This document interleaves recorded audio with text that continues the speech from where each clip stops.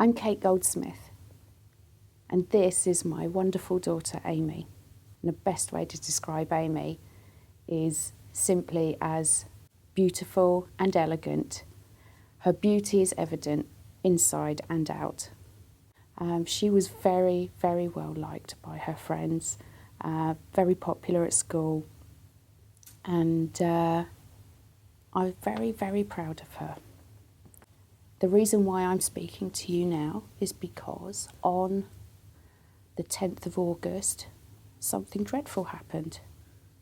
I'd got home from work and it was about 5 o'clock, and I started thinking, haven't heard anything from Aimee, so I sent her a text. But I didn't get a reply.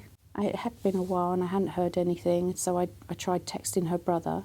Hours passed and I still hadn't heard anything. And I thought, it's really, really strange, but maybe they just aren't able to get to their phones. As it was getting late, I thought I'd better go up and start getting ready for bed, and I was unsettled, and then I heard a car pulling up outside. So I ran down, opened the door. To my horror, I opened the door to 2 policemen. And I think at that moment, everything just went in slow motion. The first police officer said to me, "I'm really sorry, but Aimee's been killed."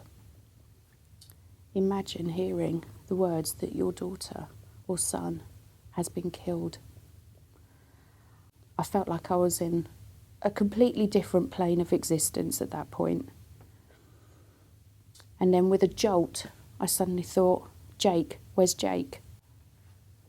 I found out that Jake was okay. He was at the hospital and he wasn't injured. Which then immediately left me to, I guess, the parental duty of then going into a mode of just completely breaking down. That's something that you would never wish upon anyone. Never. Later on, I found out what had happened, and a driver had been using his mobile phone to change his music and hadn't been looking where he was driving for a significant amount of time. He was effectively driving a lethal weapon directly into a line of traffic, which caused the vehicle that my son and ex-husband were in to be pushed into the vehicle that my daughter was in front.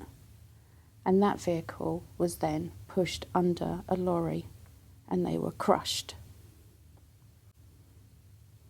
My son, who was in the car behind, which was pushed into the vehicle that my daughter was in, he literally did see his sister being killed. He has to live with that, and so do I, for the rest of our lives. We feel it every day. Take a second there and think about that. Imagine you've just seen your sibling or a very close member of your family be killed in front of you. All of this because a driver of a vehicle was using a mobile phone.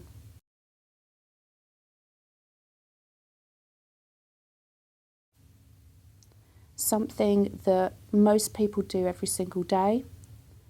It's as common as brushing your teeth, and they don't see it as being something that effectively can kill other people.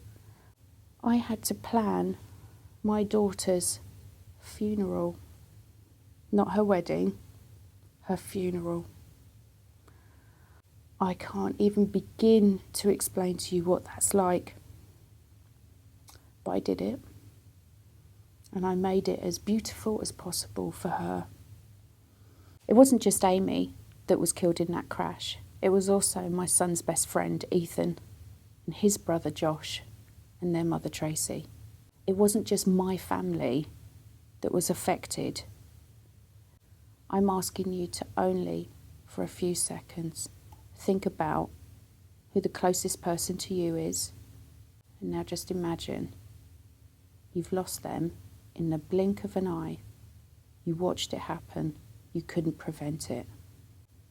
And the person that caused it was using a mobile phone whilst driving a lethal weapon. That driver didn't do that on purpose, but he broke the law. Don't use your mobile phone whilst driving. Protect the people around you and yourself. Do the right thing. It's not worth the risk.